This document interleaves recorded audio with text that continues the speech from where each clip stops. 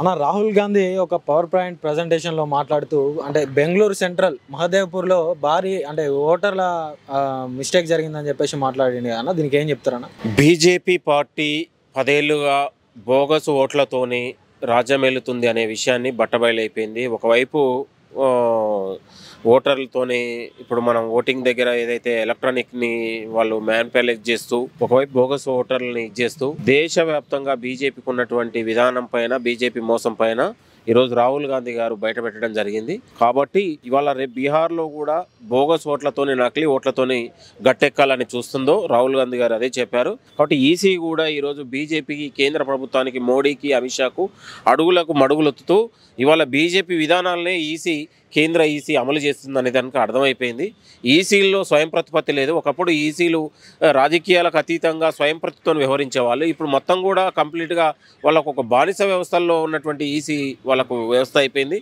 అనేక సార్లు ప్రతిపక్షాలు వివిధ రూపాల్లో ఇవాళ ఓటర్ల ఏరివేత సంబంధించి కానీ ఇట్లా ఉన్నటువంటి ఓటర్ల తప్పుతడకలను అనేక విధాలుగా ప్రశ్నించినా కూడా దాని విషయంలో ఎప్పుడు కూడా వాళ్ళు స్పందించలేదు. ఇవాళ ఈసీ మోడీకి బానిసలాగా వ్యవహరిస్తూ ఉంది. కాబట్టి దానిపైన నిన్న పవర్ ప్రజెంటేషన్ ఏదైతే రాహుల్ గాంధీ గారు చేశారో అది ముమ్మాటికి వాస్తవం అని కూడా ఈ సందర్భంగా మేము గుర్తు చేస్తా ఉన్నాం. కాంగ్రెస్ వచ్చే 2029లో ఈ దేశంలో రాహుల్ గాంధీ గారి నాయకత్వాన్ని దేశ ప్రజలు కోరుకుంటున్నారు, యువత కోరుకుంటుంది. ఒక సెక్యులర్ భావజాలు ఉన్నటువంటి మతాలకు, పార్టీలకు అతీతంగా ఈ దేశ ప్రయోజనం కోసం, ఈ దేశ భవిష్యత్తు కోసం ఆయన పాటుపడుతున్న విషయాన్ని కూడా ఈ సందర్భంగా నేను గుర్తు చేస్తా ఉన్నాను. అంటే ఒకే నియోజకవర్గానికి చెందినటువంటి అంటే 1,00,000 ఓటర్లకు పైగా ఫేక్ ఓటర్లు ఉన్నారని చెప్పి రాహుల్ గాంధీ మాట్లాడి అన్న. దీనికి అదే ఇప్పుడు బీజేపీ మొత్తం కూడా నకిలీ ఓట్ల విధానంతో గట్టెక్కే పరిస్థితి కనపడతా ఉంది. ఇవాళ మనుషులు ఉండరు కానీ ఓటర్లు ఉంటారు. ఓటర్లు స్థానికత లేని వాళ్లకు, ఆధార్ లేని వాళ్ళకు ఓటు హక్కు ఇచ్చేసి ఇవాళ నకిలీ ఓట్లతో గెలుపొందే పరిస్థితి జరుగుతూ ఉంది. మనం అంటా ఉన్నాం కూడా పారదర్శకంగా ఏదైతే సైంటిఫిక్గా ఉండాలనేది మనం కోరుకుంటా ఉన్నాం. వాళ్ళు ఏంటంటే నకిలీ ఓటర్లను సృష్టించి గట్టెక్కాలనే ఆలోచన బీజేపీ విధానం అమలు చేస్తూ ఉంది. మేము దాన్ని మొత్తం కూడా రీసైక్లింగ్ చేయాలనేది కాంగ్రెస్ పార్టీ వాదన. అంటే ఒకే ఓటరు 4 రాష్ట్రాల్లో ఓటేసిందని చెప్పేసి నిన్న కూడా రాహుల్ గాంధీ గారు అది ముమ్మాటికి వాస్తవం. ఎందుకంటే ఇప్పుడు ఒకేసారి ఎన్నికలు కూడా జరగవు కదా నేను అనేది. కాబట్టి ఇవాళ బీఆర్ ఎన్నికలు జరగబోతా ఉన్నాయి అక్టోబర్లో. దాంట్లో ఎట్లా గట్టెక్కాలి? ఇవాళ ఉన్న ఒక నకిలీ ఓటర్లతోని, లేకపోతే ఇంకా రకరకాల మ్యాన్పులేట్ చేసి ఇక్కడ మనం మళ్ళొకసారి బీహార్లో గట్టెక్కితే మళ్ళొకసారి దేశం అంతా కూడా మోడీకి పట్టం కడుతున్నారు అనేది చూయించుకోవాలనేది వాళ్ళ తాతాలు ఆడుతూ ఉన్నారు. ఒకవైపు న్యాయస్థానాలతో పాటు ఒకవైపు ఈసీ కానీ ఇంకా ఉన్నటువంటి వాళ్ళ హక్కుల్ని, చట్టాలని కూడా వాళ్ళకు ఉన్నటువంటి వ్యవహారంగా ఉపయోగించుకొని గెలుపొందాలనే ఆలోచన చేస్తూ ఉన్నది. అంటే ఇప్పుడు ఎలక్షన్ కమిషన్ ఏదైతే ఉందో బీజేపీకి తొత్తులుగానే మారిందని చెప్పుకోవచ్చా?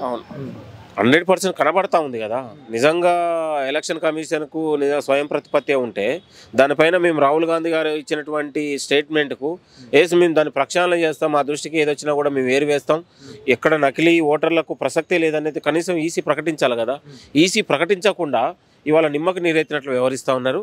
కాబట్టి బీజేపీ విధానాలు, బీజేపీ ఎజెండా ఈ దేశానికి ఒక ప్రమాదకరంగా మారిందనే విషయాన్ని కూడా ఈ సందర్భం గుర్తు చేస్తూ ఉన్నాం. కాబట్టి బీజేపీ పార్టీ ఒక అభివృద్ధి లేదు, ఒక ఎంప్లాయ్మెంట్ లేదు. ఈ దేశం మొత్తం కూడా దేశ సంపదని కేవలం ఒక 4-5కి దోచిపెట్టి వీళ్ళ ప్రయోజనాల కోసం దేశ సంపదని ఒక 10 మందికి మాత్రం పెట్టుబడిదారులకు దేశ ప్రయోజనాలు అమ్మే ప్రయత్నం జరుగుతూ ఉంది. మన అందరికీ తెలుసు 10 ఏళ్లలో ఎన్ని సంస్కరణలు తీసుకొచ్చారు, ఎంత విచ్ఛిన్నం చేశారు, ఎంత ఆర్థిక అరాచకం చేశారు, ఎన్ని మన ప్రభుత్వ సంస్థల్ని దారదత్తం చేశారు ప్రైవేట్ సంస్థలకు అనేది కూడా మన అందరికీ తెలుసు. ఇండియా ఎయిర్లైన్ కావచ్చు, లేకపోతే ఇంకా ఉన్నటువంటి బిఎస్ఎన్ఎల్ కావచ్చు, ఇంకో లాంటివి కావచ్చు, ఇట్లా ఉన్నటువంటి సంస్థల్ని కూడా ఇవాళ ఎల్ఐసి లాంటి కూడా ఫిక్స్డ్ డిపాజిట్ కూడా తీసుకునే పరిస్థితి కనపడతా ఉంది. అంటే దేశంలో ప్రభుత్వ సంస్థల్ని మొత్తం కూడా విచ్ఛిన్నం చేసి, ప్రభుత్వ సంస్థల్ని మొత్తం కూడా ప్రైవేటుకు దారాదత్తం చేసి ఇవాళ ఎంప్లాయ్మెంట్ లేకుండా క్రియేట్ చేసే పరిస్థితి కనపడతా ఉంది. ఇవాళ లక్షలాది మంది నిరుద్యోగులు ఇవాళ రోడ్ల మీద పడే పరిస్థితి కనపడతా ఉంది. ఇవాళ రోజుకు ఒక వివిధ సాఫ్ట్వేర్ కంపెనీల్లో దాదాపు లక్షల మంది ఇవాళ జాబులు తీసేస్తా ఉంటే కేంద్ర ప్రభుత్వం ఏం మాట్లాడుతుంది? వాళ్ళకి చట్టసభత 15-20 సంవత్సరాలు సంస్థలలో పనిచేసి ఇవాళ ఏ పేరుతో లక్షలాది మంది రోడ్డు మీద పడుతుంటే దానికి ఒక ప్రత్యేకం చూపించాలి కదా, వాళ్ళకు మాట్లాడాలి కదా. అది చూపించకుండా ఇవాళ లక్షలాది కోట్లాది మంది నిరుద్యోగులు, ప్రజలు రోడ్ల మీద పడే పరిస్థితి కనపడతా ఉంది. ఈ బీజేపీ ప్రభుత్వంలో ఇవాళ దేశ ప్రజలకు భద్రత కరువైంది, భరోసా కరువైంది, ఉద్యోగాలు కరువైనాయి, నిరుద్యోగం పెరిగిపోయింది, రైతులు తీవ్రమైన ఆవేదనలో ఉన్నారు, ఆత్మహత్యలు చేసుకుంటా ఉన్నారు, ఒకవైపు కార్మికులకు చట్టబద్ధత లేదు. ఇట్లా అనేక అంశాలు దేశవ్యాప్తంగా సవాలుగా మారినటువంటి పరిస్థితుల్లో ఇవాళ కేవలం ఒక యుద్ధం, భారతం మీద ఒక యుద్ధం జరిగితే కూడా ఇవాళ దాన్ని కూడా రాజకీయంగా మారే పరిస్థితి కనపడుతుంది. ఇవాళ అమెరికా వచ్చిన తర్వాత మనం రష్యా నుంచి చమురు సంస్థలు కొనే విధానంలో దాదాపు మన భారతదేశానికి అమెరికా దాదాపు 25% మనం ఒక సుంకం విధించే పరిస్థితి ట్యాక్స్ కనపడుతుందంటే మనం ఎంత వెనుకబడిపోతా ఉన్నాం, ఎంత మనకు భారంగా మారితే కనీసం మోడీ అనేటువంటి ఇవాళ మాట్లాడే పరిస్థితి లేదు.